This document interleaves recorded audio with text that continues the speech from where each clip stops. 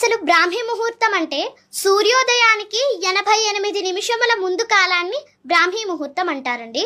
ఈ ముహూర్తమును తిథి, వార, నక్షత్ర, యోగ, కరణములు అనే పంచాంగములు అంటే పంచాంగము ద్వారా లెక్కిస్తారు. ఋతువులను బట్టి మాసములను చెప్పి సూర్యోదయమో సూర్యాస్తమయమో రాస్తారు. సూర్యోదయానికి 88 నిమిషముల ముందు నిద్రపోయి ఉన్నవారు అరుణ దర్శనం చెయ్యలేరు.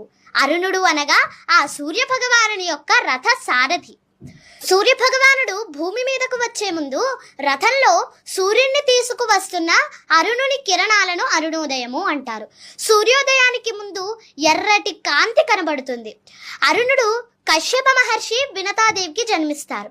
తల్లి వినతాదేవి పుత్రుణ్ణి తొందరగా చూడాలి అనే ఆరాటంతో పుట్టకముందే అండం పగలగొట్టడంతో అంగవైకల్యంగా జన్మిస్తారు.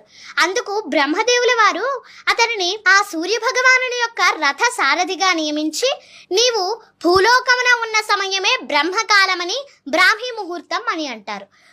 ఈ ముహూర్తము చాలా మంచి కాలం. అరుణుడు భూమండలంపై ఉన్న సమయంలో చెడు అన్నది ఏ